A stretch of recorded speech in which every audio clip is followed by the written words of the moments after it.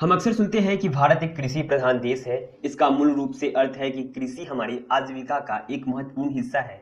भारत में कृषि हमारी प्राथमिक आर्थिक गतिविधि और एक हमारी आबादी का लगभग 2/3 हिस्सा उसी में लगा हुआ है। आइए हम भारत में की जाने वाली खेती के बारे में जानते हैं। दोस्तों, इस वीडियो में हम जानेंगे कंप्लीट एग्रीकल्चर के बारे में। एग्रीकल्चर क्या है, एग्रीकल्चर के टाइप्स के बारे में, इंडिया में की जाने वाली खेती के बारे में, इंडिया के मेजर क्रॉप्स के बारे में। पहले जानते हैं इंट्रोडक्शन टू एग्रीकल्चर। एग्रीकल्चर यानी कि कृषि। एग्रीकल्चर शब्द लैटिन भाषा के शब्द एगर या एग्री मतलब मिट्टी से लिया गया है और कल्चर का मीनिंग है कल्टीवेशन ऑफ द सॉइल मतलब मिट्टी से खेती। मॉडर्न वर्ड्स में कृषि में मिट्टी की खेती को बढ़ती फसलों और पशुओं को पालन की कला और विज्ञान शामिल है। आप खेती को एक कंप्लीट सिस्टम मान सकते हैं जिसमें इनपुट और प्रोसेसिंग और आउटपुट शामिल है। यहाँ के बीच उर्वरक मशीनरी है जो जुताई, बुआई, सिंचाई, निराई यानी कि वीडिंग और कटिंग जैसे कार्य से गुजरते हैं और इस प्रकार हम फसलों, डेयरी और पोल्ट्री उत्पादों जैसे अंतिम आउटपुट प्राप्त करते हैं। अब जानते हैं टाइप्स ऑफ एग्रीकल्चर। एग्रीकल्चर के मेनली 2 टाइप्स होते हैं, सबसिस्टेंस फार्मिंग और कमर्शियल फार्मिंग। सबसिस्टेंस फार्मिंग निर्वाहित कृषि, यह खेती है जो खेत मालिकों की कंजप्शन खपत के लिए की जाती है। या तो प्रिमिटिव या इंटेंसिव हो सकती है। यहाँ एकमात्र उद्देश्य किसान और उसके परिवार को जरूरत को पूरा करना है। प्रिमिटिव सबसिस्टेंस फार्मिंग का प्रकार है जो आमतौर पर भूमि के छोटे क्षेत्रों जैसे कुदाल, खुरपा, डंडे को खोदने आदि के साथ किया जाता है। यह फसल उगाने की सबसे प्राकृतिक विधि है क्योंकि प्राकृतिक वातावरण जैसे गर्मी, बारिश, हवा और मिट्टी की स्थिति फसलों के विकास में योगदान करती है। प्रिमिटिव फार्मिंग में आगे शामिल है शिफ्टिंग कल्टीवेशन।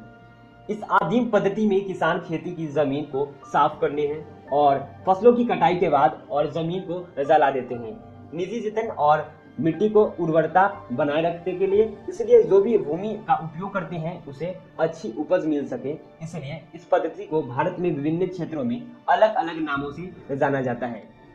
दक्षिण अमेरिका और दक्षिण पूर्व एशिया के कुछ देशों में भी शिफ्टिंग की खेती की जाती है।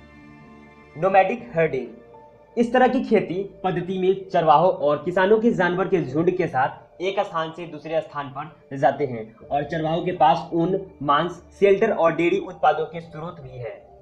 घुमंतू चरवाहा राजस्थान, जम्मू और कश्मीर में भी भेड़, बकरी, याक और ऊंट पालने वाले चरवाहों के साथ बहुत आम है। Intensive subsistence farming primitive farming के अपोजिट है।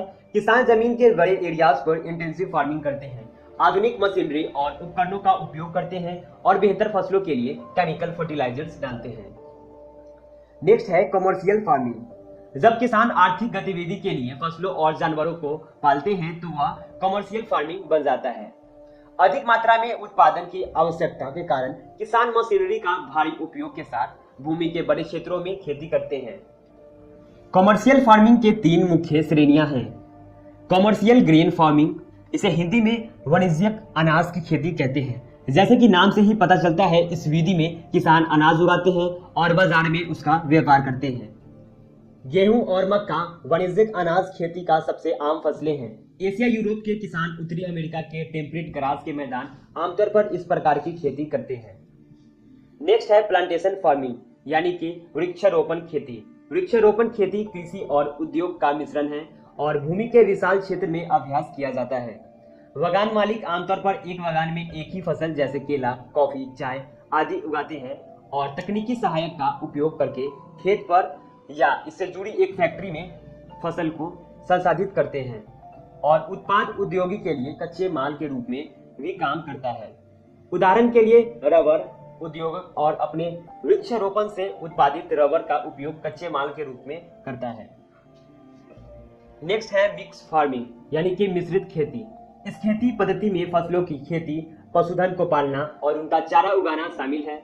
यह संयुक्त राज्य अमेरिका, ऑस्ट्रेलिया और न्यूजीलैंड, यूरोप और दक्षिणी अफ्रीका के कुछ हिस्सों में भी जीवित जीवन के लिए मिश्रित खेती करने के लिए एक आम बात है। अब जानते हैं भारत की प्रमुख फसलें। हमारे भारत में विभिन्न प्रकार की खेती के तरीकों के साथ किसान विभिन्न प्रकार की फसलें उगाते हैं, स्टेबल ग्रेन से लेकर इंडस्ट्रियल क्रॉप्स और पौधे तक। चावल, यह दुनिया का प्रमुख खाद्य फसल है। भारत में चावल उच्च ग्रामीण ह्यूमिडिटी और वर्षा वाले क्षेत्रों में बढ़ता है जैसे पश्चिम बंगाल, केरल और उत्तर पूर्व के कुछ हिस्सों में। दुनिया भर में चीन चावल का एक प्रमुख उत्पादक है, जिसके बाद भारत, जापान, श्रीलंका और बांग्लादेश है। अगला है गेहूं। यह दुनिया का एक प्रधान भोजन है जिसे मध्यम और तापमान की आवश्यकता होती है। कटाई के समय आप गेहूं की अच्छी वर्ष की आवश्यकता होती है और तेज धूप और परिणामक स्वरूप भारत में गेहूं सर्दियों के मौसम में और देश के उत्तरी राज्यों में लगाया जाता है। मक्का। गेहूं की तरह मक्का को भी मध्यम वर्षों और अच्छी मात्रा में धूप की आवश्यकता होती है। उत्तरी अमेरिका, मैक्सिको, चीन, रूस, ब्राजील, कनाडा और भारत जैसे देश मक्का के प्राथमिक उत्पादक हैं। बाजरा। उन्हें कम वर्षों और सूक्ष्म मिट्टी और आवश्यक होती है और इसमें ज्वार, बाजरा और रागी जैसे अनाज शामिल होते हैं। न्यूजीलैंड और नाइजीरिया, चीन और भारत के सूक्ष्म क्षेत्रों में बाजरा आम है। कपास। एक रोपण फसल और कपास यानी कि सूती कपड़ा उद्योग के लिए मुख्य कच्चा माल है। यह कम वर्ष और बर्फ न होने और तेज धूप के साथ काली और जलोढ़ मिट्टी पर सबसे अच्छा बढ़ता है। मिश्रण। चीन, पाकिस्तान, अमेरिका और भारत जैसे देश कपास के प्रमुख उत्पादक हैं। जूट। इसे गोल्डन क्रॉप भी कहा जाता है। जूट उष्ण और कटिबंधित क्षेत्रों में सबसे अच्छा बढ़ता है, जहां वर्षा और अधिक होती है और मौसम आर्द्र होती है। इसलिए आप पाएंगे भारत की, बांग्लादेश के तटीय क्षेत्रों में और जूट की खेती वहां पे आम है। चाय। यह पूरे एशिया में एक रोपण फसल और एक महत्वपूर्ण पेय है। चाय एक ढलान वाले परिचय और सबसे अच्छी तरह से बढ़ती है, जहां वर्ष के चारों ओर वर्षा होती है और तापमान ठंडा होता है और बहुत अधिक नहीं होता है। चीन, भारत, केन्या, श्रीलंका दुनिया में सबसे अच्छी चाय उत्पादक करने वाला प्रमुख देश है। कॉफी।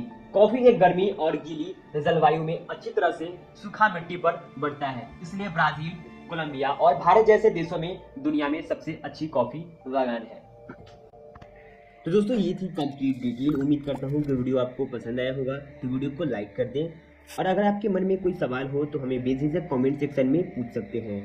और ये वीडियो को ज़्यादा से ज़्यादा शेयर करें अपने दोस्तों, सगे संबंधियों के साथ। हमारे चैनल पे नए हैं तो चैनल को सब्सक्राइब कर लें और प्रेस करें बेल आइकन पे और ऑल नोटिफिकेशन को ऑन कर लें, ताकि अगली वीडियो का नोटिफिकेशन आप तक पहुंच पाए। And thank you for